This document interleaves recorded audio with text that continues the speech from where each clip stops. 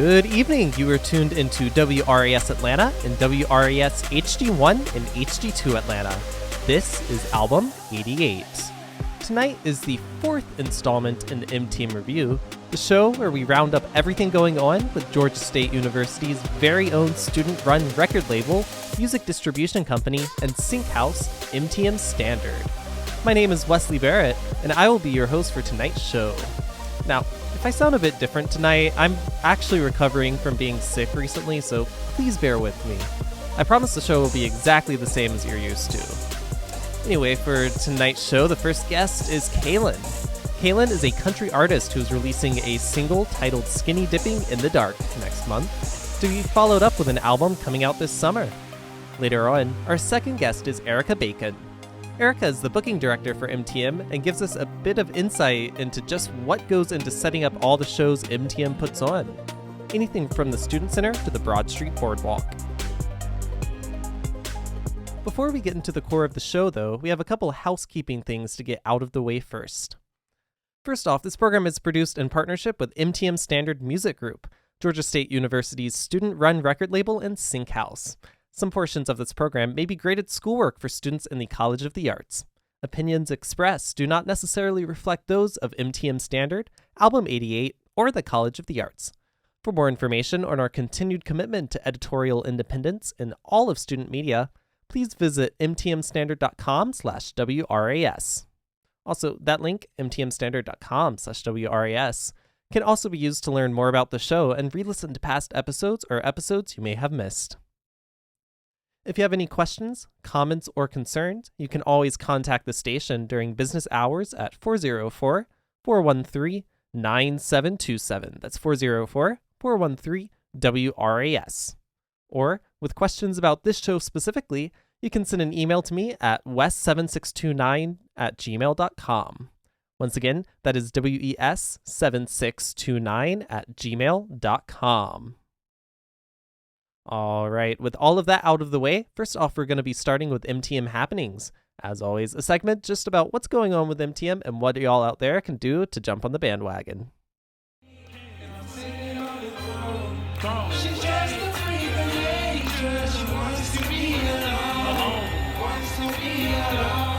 Earlier today was the return of our Broad Street Boardwalk concert series. These concerts are produced in conjunction with the City of Atlanta to provide a space for GSU artists to perform while students and passerby enjoy some music with their lunch. If you missed today's, don't worry. These shows happen every other week on Thursdays from 12:30 to 2 p.m., so the next one will be on April 4th. Be sure to come out and enjoy some live music and support some local artists. Second, I have a quick question for all the GSU students out there who make music. MTM Standard Sync Catalog is open for submissions. This catalog is used by MTM to pitch your music for use in TV shows and movies, including some of the same people as those who pick music for Spider-Man Into the Spider-Verse, ESPN, and Whiplash. If your music gets chosen, it's a fantastic way to jumpstart your music career.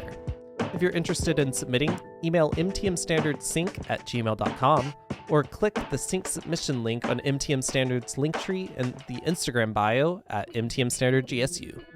Only accepting current GSU students and recent alumni, and fully mixed and mastered music only. Feel free to email mtmstandardsync@gmail.com with any questions.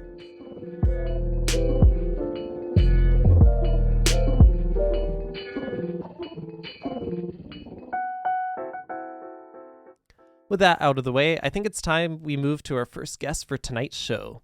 That guest is country singer-songwriter Cailen.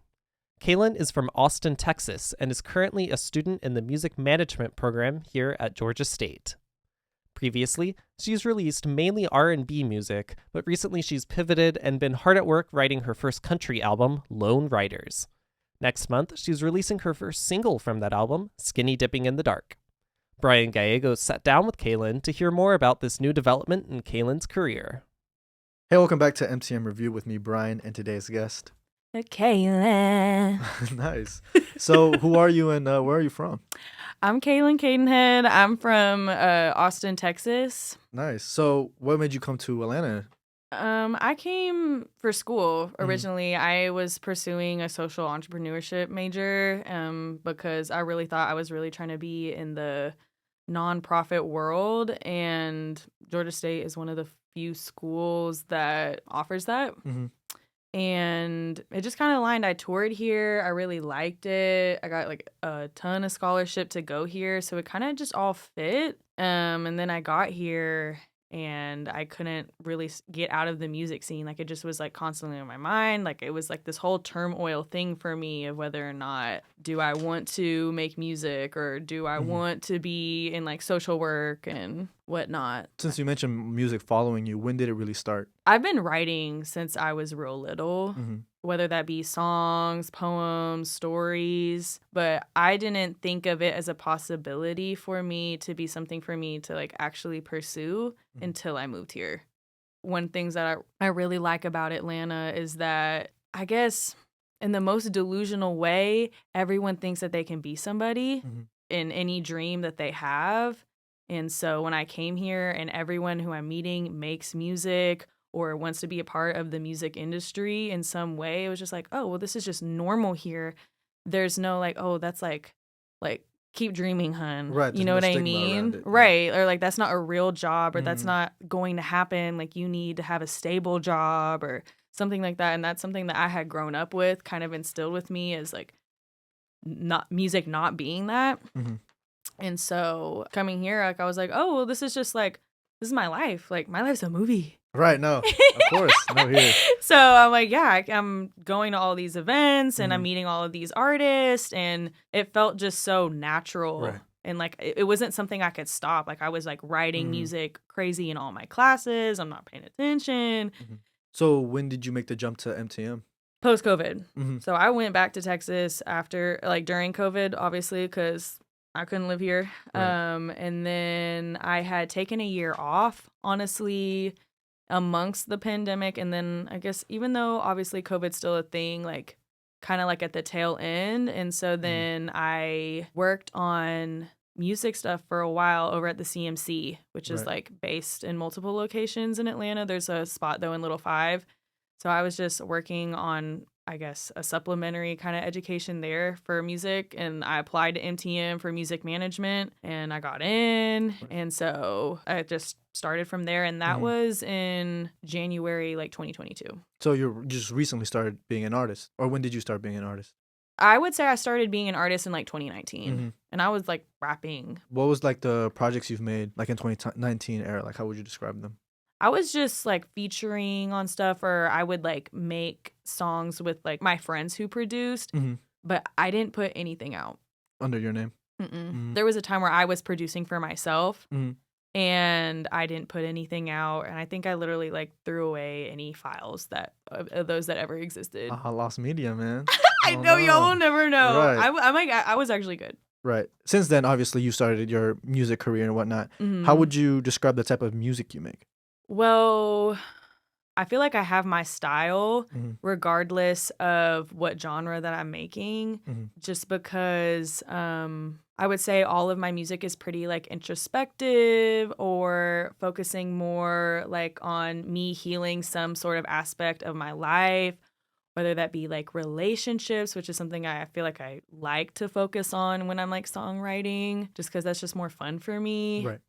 But I would say all in all, just writing is like a healing medium for me. And so regardless of like what genre I'm in, it's more of like those kind of like introspective, deep emotions being expressed through words. Yeah. So who do you think, like, do you have a target audience in mind when you make music? No.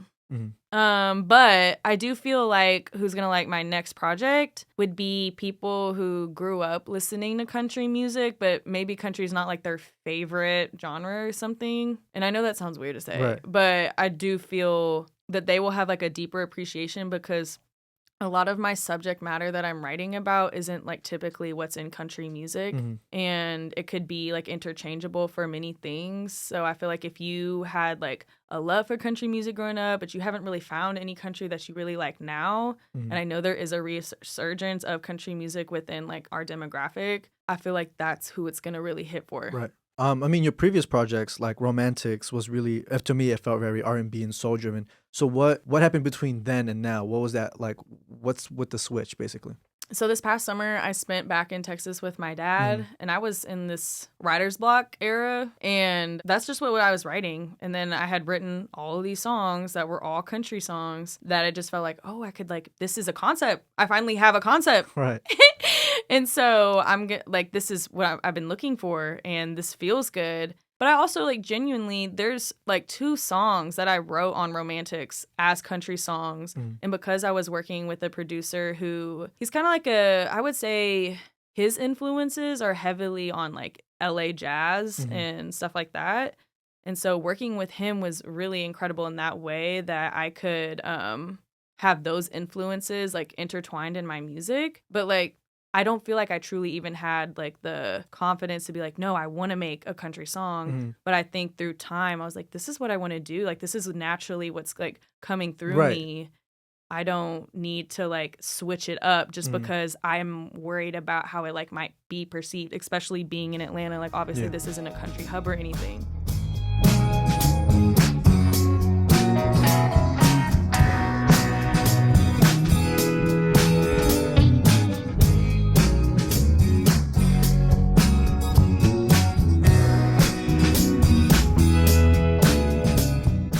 So you mentioned the inspiration behind this new album that you're making, which is Lone Rider. Lone Rider, came from you know, in the summertime with your dad in Texas. Do you think your roots in Texas drive your music, especially now?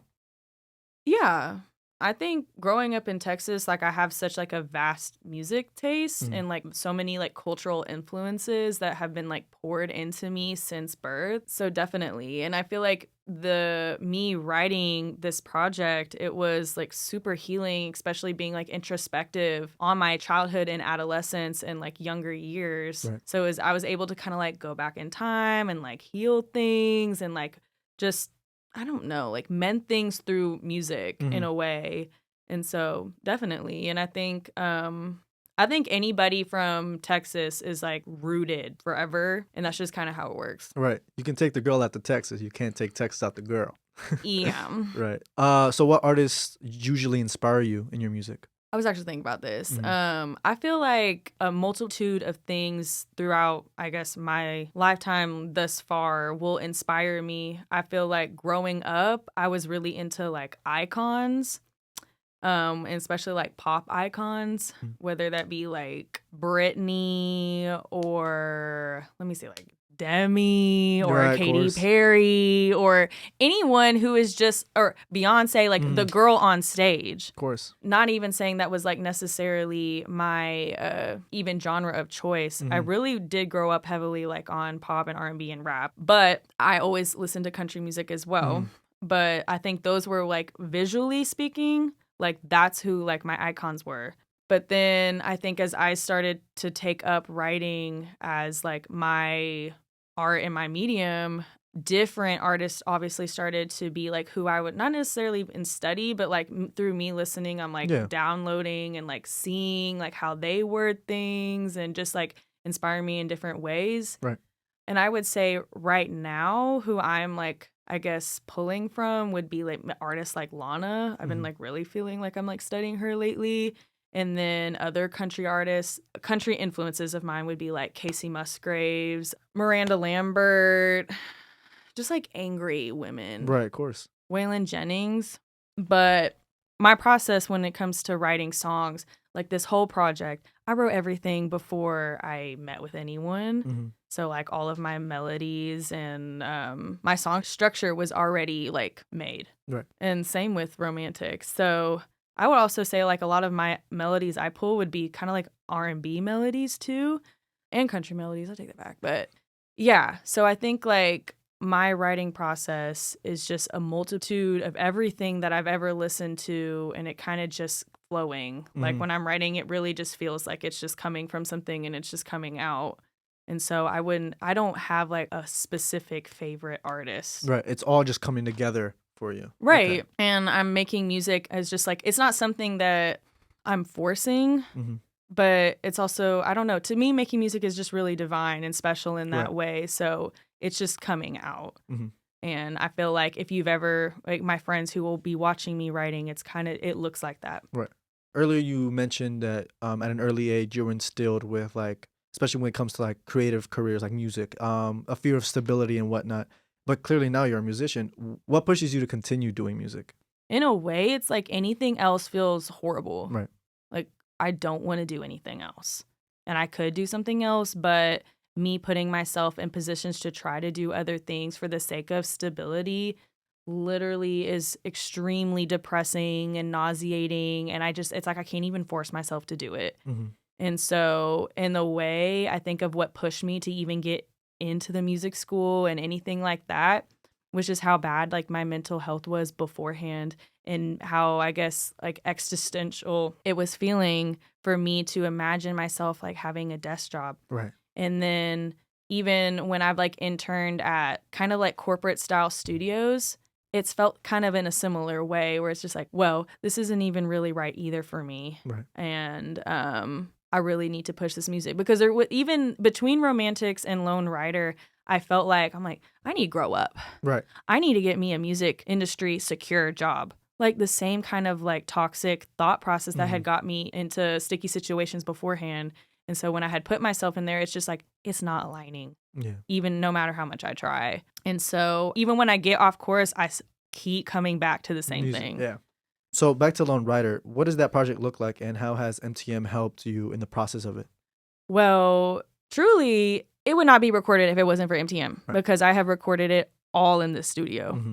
And so Ethan had reached out to me, who is like a project leader, or he was an A&R, I think, at the time. Now he's my project leader.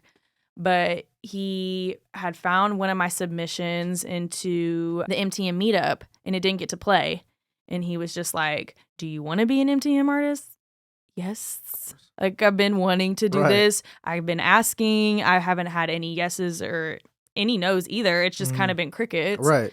And so when he had brought me here to all the producers, he was like, I think you should work with Mitch. And truth be told, Mitch wasn't even trying to do it. But that's my bestie. And we clicked so well. And it just worked out so amazingly. And I love my team. And I don't think like this project would not be as good as it's going to be if it wasn't for MTM and my MTM team. Mm-hmm. And also just like I'm in the studio twice a week, every single week. At the same time, for the same like 6+ hours, like I'm here.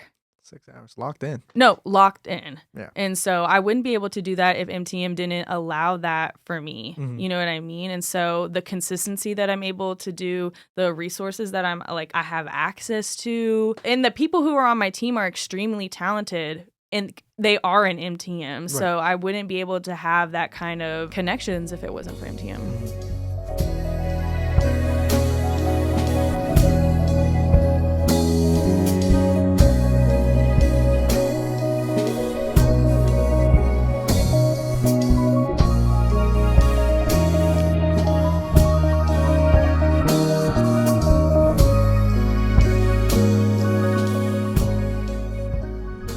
So Lone Rider is obviously, a different sound from your previous work. What other genres are you like planning to tackle later on in your career? I definitely want to do more R&B stuff too. Mm-hmm. Like I felt like this past one was more like R&B neo soul feel. Right. But I would love to do some like early 2000s like Timbaland like R&B. Right. You know what I mean? Yeah, of course. But then I'd also I would love to get, I don't know, I really like country rock.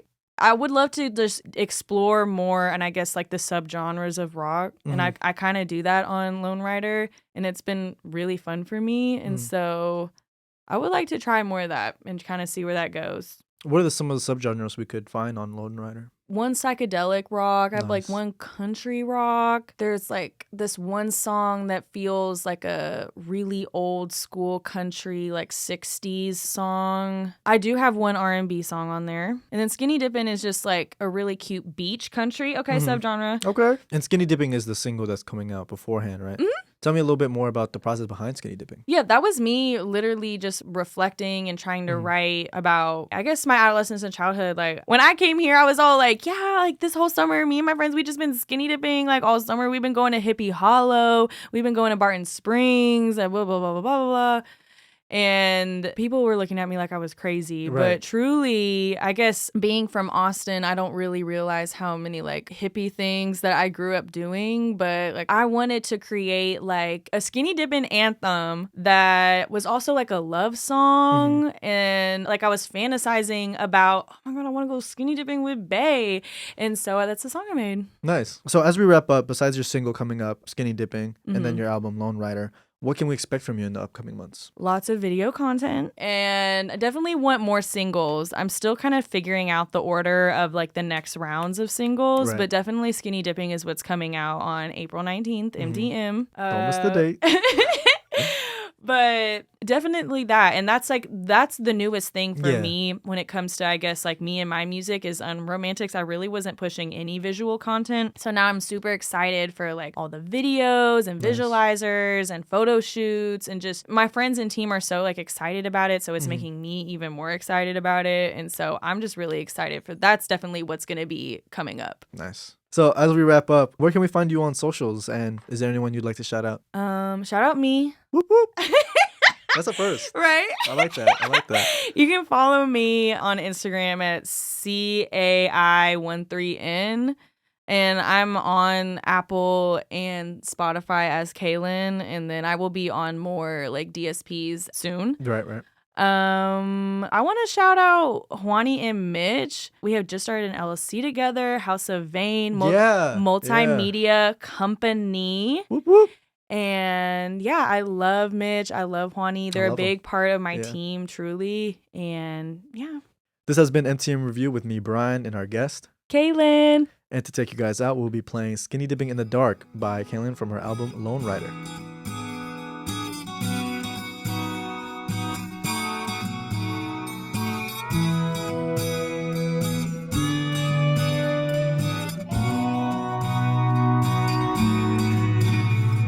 Sun goes down at 9 p.m. You know what kind of mood I'm in.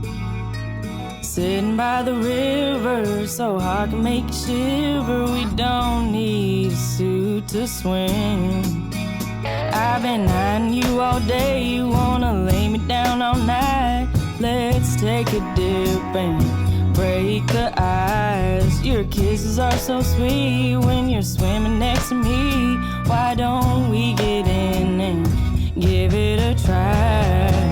We're skinny dipping in the dark.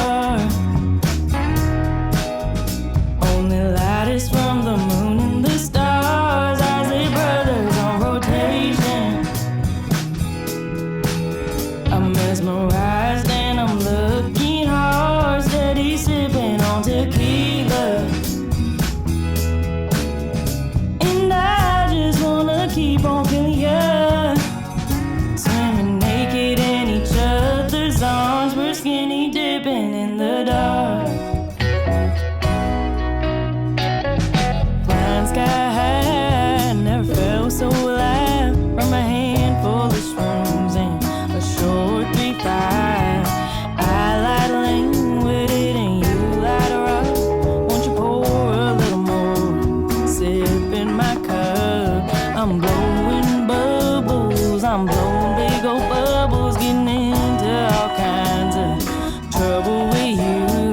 I'm slipping and sliding. I'm gripping and gliding. You can do anything you want, baby. Just don't let go. We're skinny dipping in the dark. Only light is from the moon and the stars. As the brothers on rotation.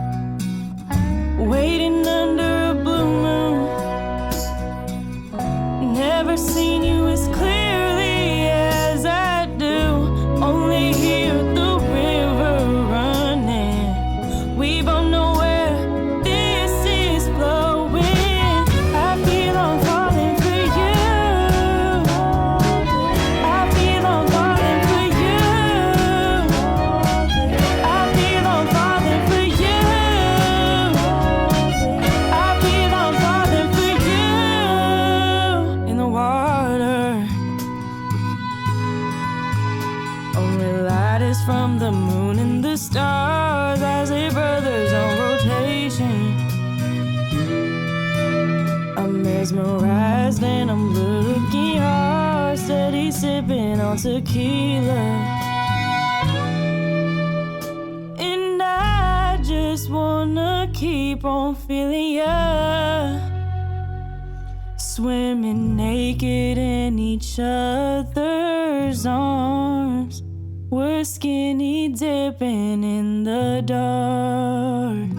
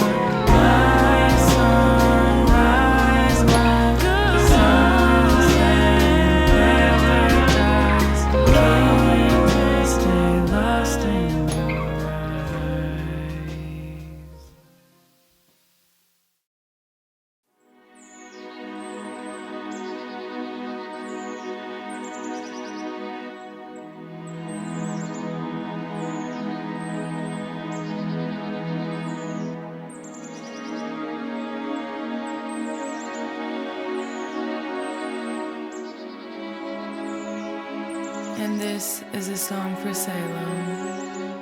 Yeah, yeah, yeah, yeah, whoa.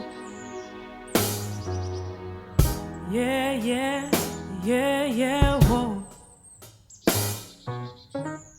Yeah, yeah, yeah, yeah, whoa. Yeah, yeah, yeah, yeah, whoa. Sitting under a magnolia tree, I'm wondering about how you and me fumbling if it's meant to be. Thinking about you and I, thoughts and legs go in the sky. Pinch me if it's real this time. Watching your every move, admiring everything you do. You're perfect and you have no clue. Eyes intoxicate like wine, dim me down and break my spine. Wish that I could call you mine. So come over, you're my lucky charm, my four-leaf clover. Don't wanna wake up or move forward without you by my side. I hope I see you in my dreams tonight. I'm floating, no idea where this is going. Can't stand the thought of not knowing, not knowing you. You're a dream and I hope it comes true. Taking off my mask for you, revealing every layer of truth. If you saw me, what would you do? Never quite been here before, terrified for what's in store. Every taste I'm yearning for more. My skeletons are out the closet, leaving ain't an option. We've reached the point beyond reach. So come over,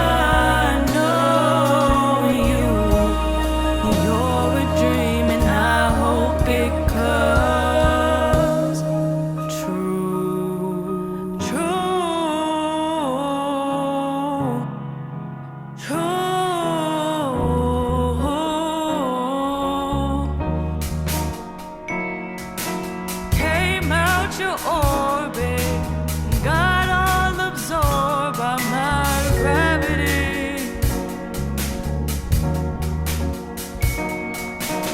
Crashed into my planet, I never could have planned this. Feels so right, someone must have planned this. You're shaking me to the core, you're my dream, and I'm all yours. No, it's just a dream, but don't wake me up.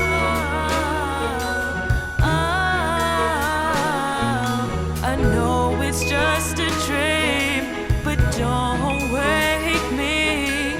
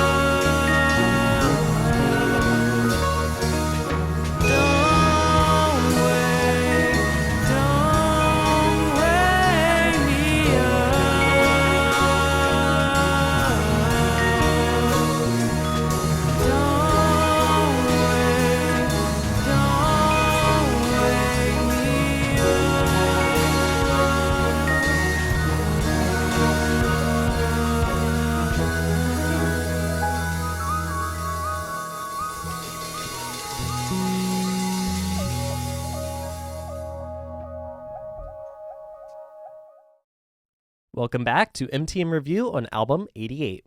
What you just heard was Skinny Dipping in the Dark, Morning Brew, and A Song for Salem by GSU country and soul artist Cailen.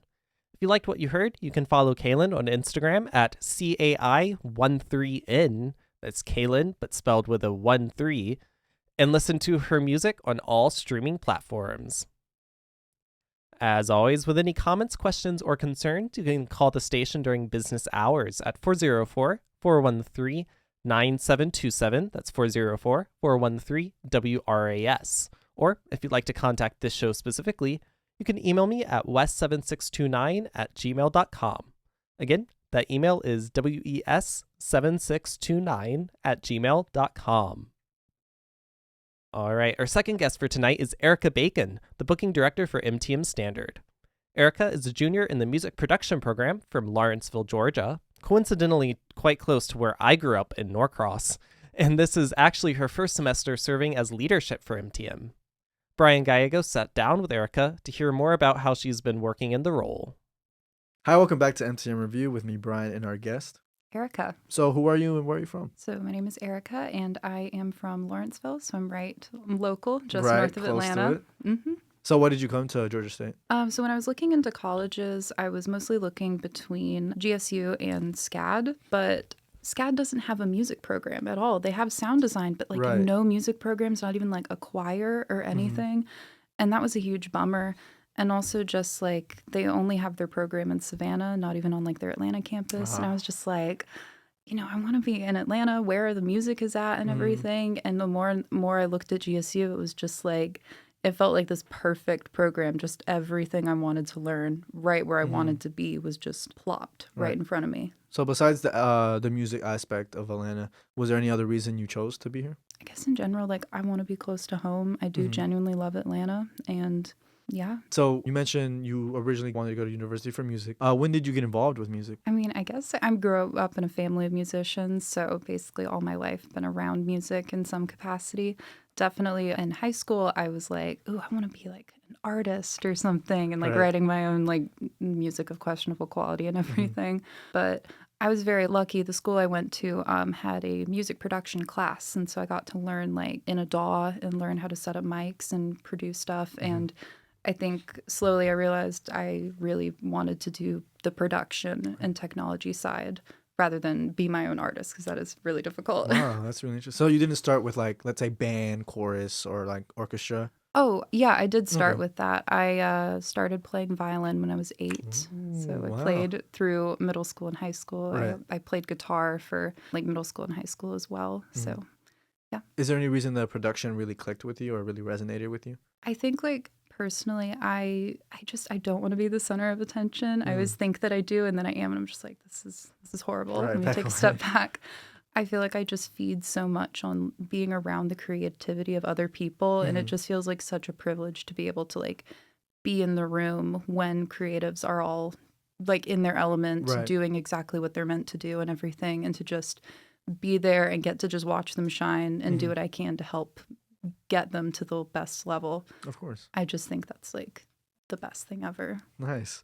So how did you get your start with MTM? So what MTM looks like now is very different than what it looked like when I first joined. Now it's like a lot of it is run through a class. So it's record label operations. When I first joined in, it was a couple club meetings, different days of Nice. the week. And so it was kind of a double-edged sword. Not as many people were involved, but the people who were very dedicated, Right. obviously. And so even like a lot of those people that were in those meetings and everything are a lot of leadership now. And so that's really great to see. But yeah, I helped mostly with, I would say, the marketing department, because at that point I didn't have enough experience where I really wanted to take on a lot of production elements and everything. But more and more I want to branch out and just Right. do everything. So you mentioned it was a club beforehand. Yeah. Right. So what made you want to join the club when it was a club, basically? I guess like my first year at Georgia State, I was undeclared, which was fine because I was like mostly taking just gen ed courses anyway. But when I heard Ben talking about like creating, Ben being our professor, when I heard him talk about creating like a record label at the school with students and like putting on shows around school, I think like I was just drawn to the idea of having such a wonderful music community like on campus. Right. At your fingertips. Yeah, right at your fingertips, and something to just get involved with. Like, you don't have to be a music major to get involved with MTM, and especially like with event production, that's just around campus. It's not something exclusive or Yeah. anything. So just like, I just remember like my own freshman year, how much I would have absolutely loved to just have more of a music culture on campus. And you also said that a lot of people who went to the meetings later then became leadership. Did you grab a leadership role? Yes, I did. I am now the booking director. Nice. So tell me a little bit more about that. So as I mentioned, we put on different shows around campus and everything, and live music is definitely like my specific passion within MTM and within just the music industry. So I knew I wanted to get involved with that. And so I was on the booking team and helping direct like the booking team as a whole. Right. But we were under leadership of the wonderful, amazing Gianna. And she did such a great job, and now she's moved on and is continuing to just be amazing. And so I was like, oh, I guess I can, maybe take over if no one else wants to. But I was like, trying not to step on any toes, but I was like, I would love to Right. really take hold of this and really like try and bring more to the music scene. Was there anything specifically that made you want to be booking director? I definitely like aspire to work at a venue and just work in live music in general. And this is the role that correlates closest to that. I mostly want to do like production when I work in live music and everything, but just learning everything from different angles, what all goes into a show, what goes into booking, advancing, like everything before the artist gets on stage and performs. So just want to know absolutely everything about that so I can do absolutely anything. So far in your role, what goes into the booking director role? So it's a little bit of everything, especially because I'm also on the event production team that we have like through our work study program. So I'm kind of involved like at every step. Nice. So I know a lot of artists, but also everyone on the booking team and involved with MTM, we all know a lot of artists. We are always seeking out artists like through our A&R department. So it's a combination of what MTM artists have releases coming up, what artists just around campus are doing awesome, and what like who can we give a chance to have an opportunity to go on stage, whether they've performed for years or whether this is their first time performing. So we try and find whoever we can. And just, it's always like so awkward. I feel like an obsessed fan, like reaching out to them, being like, "Hey," I feel like a MLM girl be like, "Hey, girl, I haven't seen you since high school. Have you seen these essential oils or something?" But would you be interested? yeah, like, oh my gosh, multi-level marketing. But All the artists are obviously like I'm giving them a performance opportunity, so they're a lot more interested in that and like essential oils. But um, yeah, so I reach out to the artists. We figure out like what date and time. Sometimes they, have extra needs. Sometimes like it's artists very early on in their career. Most of our sets go on for 25 minutes, but some of them might not have 25 minutes of music ready for that. So we just work with them, whatever they need. And if they have dancers, other performers or whatever, then we like send them the advance of like, what do we need production wise to make the show happen? And then I take that, hopefully gather it without much difficulty. And then it's showtime.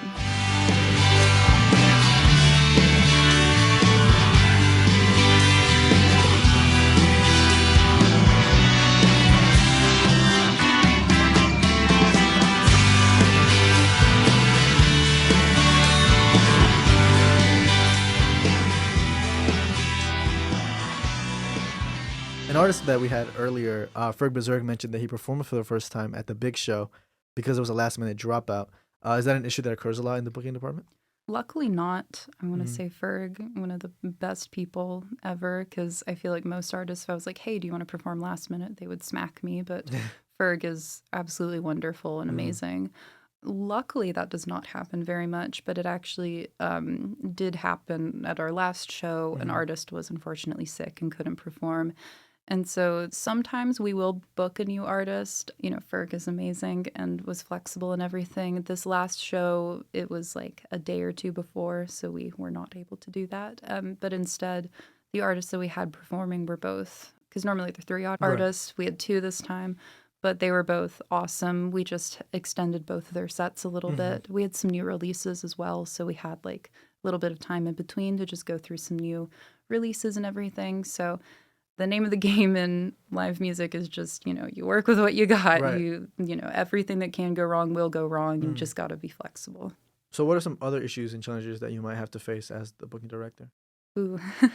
I think just like organizing a lot of people and a lot of needs and everything. Like you have to be very organized, and there are a lot of people that need different things from you. And also these shows are a group effort for sure, but since your name is attached to booking director, you're kind of the point person for a lot of these things, which is fine. I like being involved at every level of what we need, but it is certainly like your face is attached to it, so you really don't want things to go wrong as much as possible. I think like of all people, I remember seeing a quote from like Scooter Braun talking about like as a manager, if something goes right, you don't get the credit, but if something goes wrong, that's on you. And so, I don't want any attention on me, because if there is attention, it's maybe not for the best reason. Right, of course. Does the job ever get overwhelming?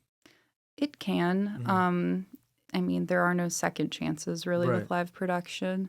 You have to do everything you can to be prepared and be willing to understand that things are going to go wrong, and just be flexible and adjust as you can. But that can be really stressful. But I will spout meditation and everything that they talk about with like self-care and mindfulness and everything.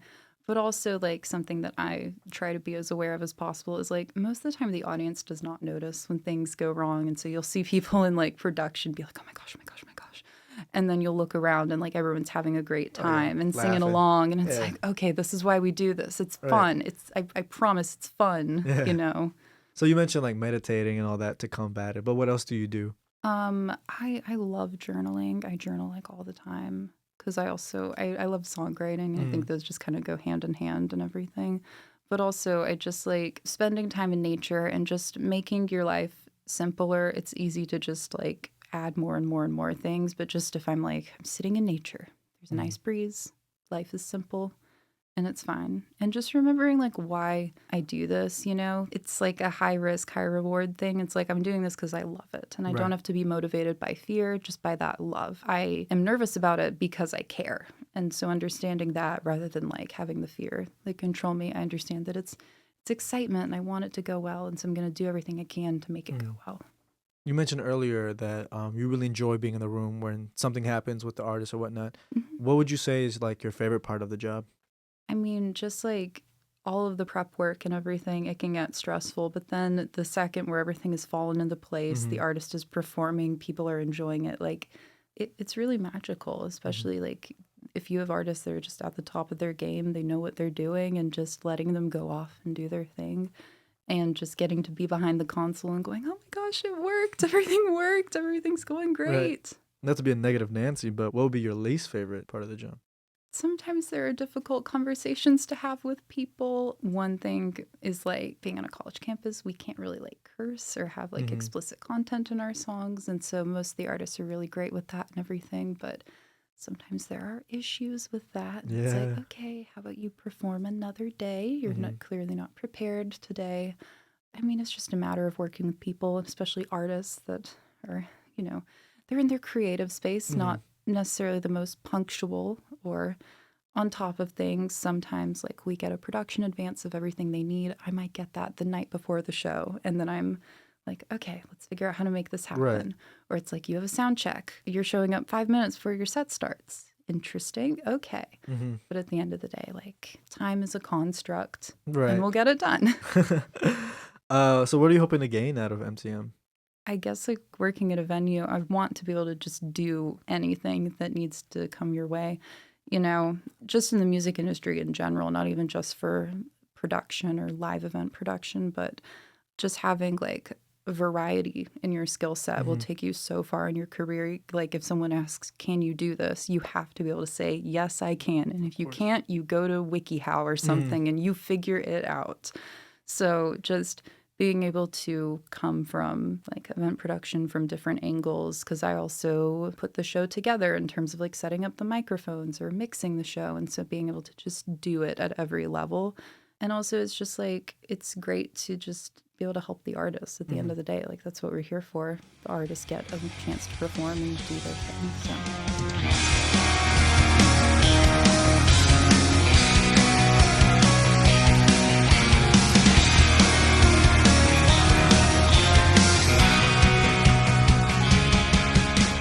So you mentioned earlier you got really into the production side of music, but now you're in live production. How did that come to be? So as we're sitting here, I'm just realizing like right across the street down there is the Tabernacle, which is a local venue here in Atlanta, which is where I saw my first show. And I think that basically just altered my brain chemistry, as the kids say. So just every time I've been to a concert, basically, it just feels like Nicole Kidman, AMC, that little thing she goes on where it's like, we come to this place to transform. We're like, it's just everything else outside of the doors. It doesn't matter. We're all here. We're all people in one space together. And there's just one thing to focus on. These songs can mean different things to everyone, but there's just so much unity in that one space and everything. And I just think like it's so easy in the music industry to, I think, just get wrapped up in like the small details, or even like when I'm working on a release schedule or something and I'm like, I got to get the assets, I got to get the marketing stuff. But I think just like in live production, it helps me remember like what it's all about, having that connection with the audience, with the fans and everything. It's like that is the most like important thing to me. And I just absolutely love it. Every time I'm in that space, and like as a teenager going to shows, I'm just like, yeah, this is home. This is where I want to spend my life. Like I want to be in like a concert forever. Oh, the damage that would do to my eardrums. But in theory, that's like where I would want to spend my life essentially.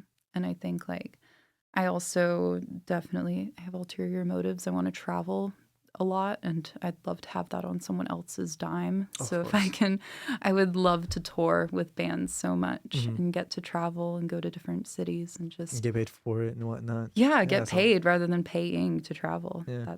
That's the dream. So I've heard MTM is putting together a festival pretty soon. So can you tell me a little bit more about that? Yes, I can't give away what artists we have, but on April 12th at the Blue Lot in GSU, we will be putting on a festival in conjunction with another group on campus that is going to be putting together like a carnival and a bunch of fun end of the semester things. Right.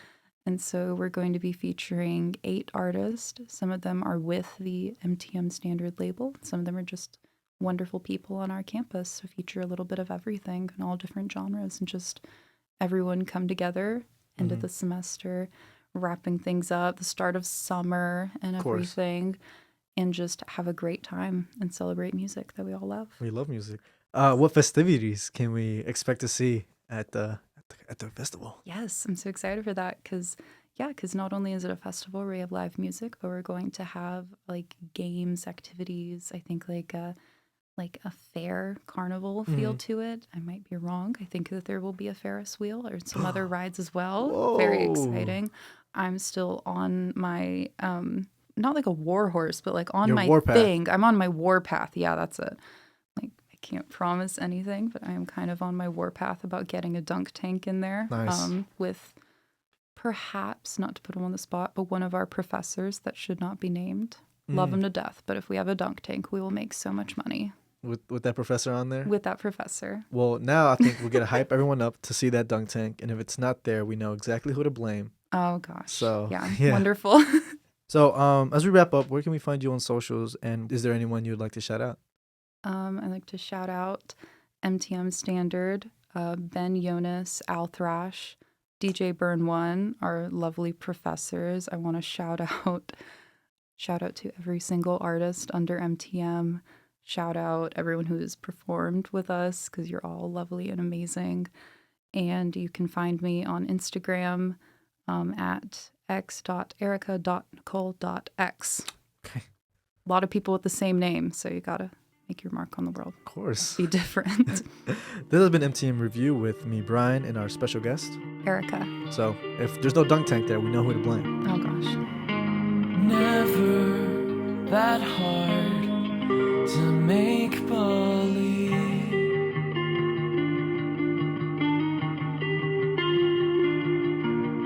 Day by day, not 'cause you told me.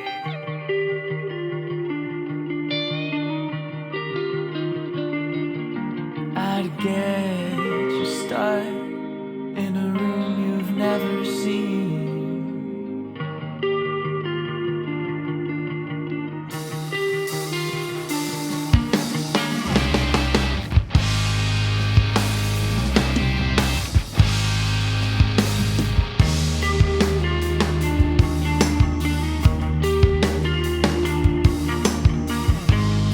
Feelings remain in